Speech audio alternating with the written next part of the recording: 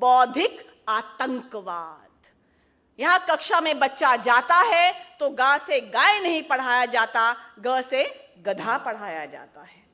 जब भगत सिंह, राजगुरु और चंद्रशेखर के बारे में they are not freedom fighters, they are not क्रांतिकारी, जो पढ़ाया जाता है ये एक्सट्रीमिस्ट हैं, ये मिलिटेंट है, ये टेररिस्ट हैं।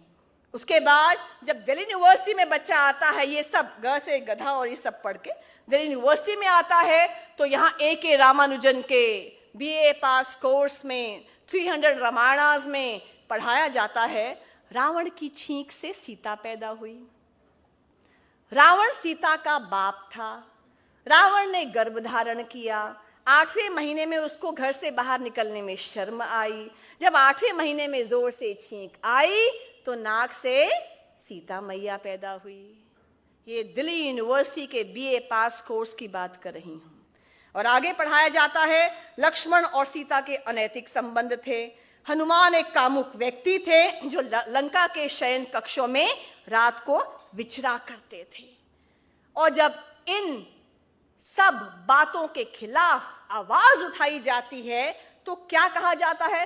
Attack on freedom of expression, Hindu fringe, Hindu extremist elements. लेकिन जिंदगी तो अपने दम पर ही जी जाती है, जिंदगी तो अपने दम पर ही जी जाती है, दूसरों के कंधों पर तो जनाजे ही उठा करते हैं। इसलिए ये जितना कोर्स मटेरियल था आज चेंज हो चुका है। अंत में मैं कहूंगी कि मार्क्सवादी जब विपक्ष में होते हैं तब इनकी विचारधारा का आंकलन मत कीजिए, जब सत्ता में और पक्ष में आते हैं तब विचारधारा का आंकलन कीजिए। पूछिए उस TJ थॉमस से उसका क्या कसूर था कि उसका दाहिना हाथ केरला में इसलिए काट दिया गया क्योंकि उसने एक प्रश्न पूछ लिया था प्रॉफिट मोहम्मद के ऊपर। उसकी पत्नी ने कुछ वर्षों के बाद 10 मार्च को क्यों आत्महत्या कर ली फांसी लगाकर?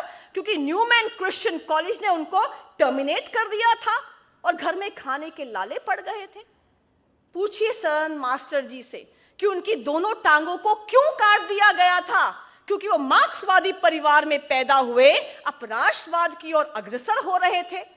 पूछो मास्टर जय किशन से कि क्या उनका जुर्म था कि 8वीं और 9वीं कक्षा के बच्चों के सामने उनकी हत्या कर दी गई। क्यों? क्योंकि एक राष्ट्रवादी व्यक्ति थे, राष्ट्रवाद के पुरोधा थे। इसीलिए these Marxists, when they are in opposition, they talk about freedom of expression. लेकिन जब ये सत्ता में आते हैं, they curb, they crush, they eliminate all opposition. आप राइट टू स्पीच की बात करते हैं, ये राइट टू लाइफ ही खत्म कर देते हैं। इसलिए ये हमें ना समझाएं कि लिबर्टी क्या है और प्रोग्रेसिवनेस क्या है।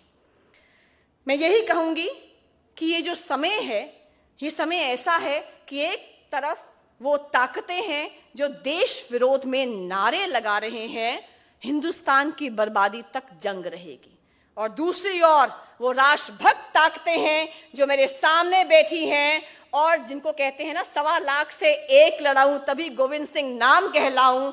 ये इतने सशक्त हैं, मजबूत हैं, आगे बढ़ रहे हैं। दूसरी ओर ये लोग हैं। तो ना हम झुकेंगे, ना रुकेंगे, ना टूटेंगे, क्योंकि जो पत्थर चोट लगकर टूट जाता है वह कंकड़ हो जाता है, और जो पत्थर उस चोट को सह जाता है वह शंकर हो जाता है। हम जहां खड़े होंगे, जो हमारी सामर्थ्य होगी, हम 4 लोगों के बीच में होंगे, हम स्टूडेंट्स के बीच में होंगे, प्रोफेसर्स के बीच में होंगे, गांव में होंगे, शहर में होंगे, अपना अपना गिलहरी प्रयास जारी रखेंगे। अपने साथियों को राष्ट्रवाद के बारे में बताएंगे, अपने साथियों को बताएंगे कि अभिव्यक्ति की स्वतंत्रता में देश विरोधी नारे नहीं आते हैं, हमें कोई कंफ्यूजन नहीं होनी चाहिए। इसलिए आज मैंने सूर्य से बस जरा यूं ही कहा, आपके साम्राज्य में इतना अंधेरा क्यों रहा?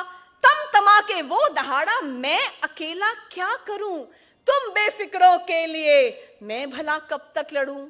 आकाश की आराधना के चक्रों में मत पड़ो, संग्राम यह घनघोर है, कुछ मैं लड़ूं, कुछ तुम लड़ो।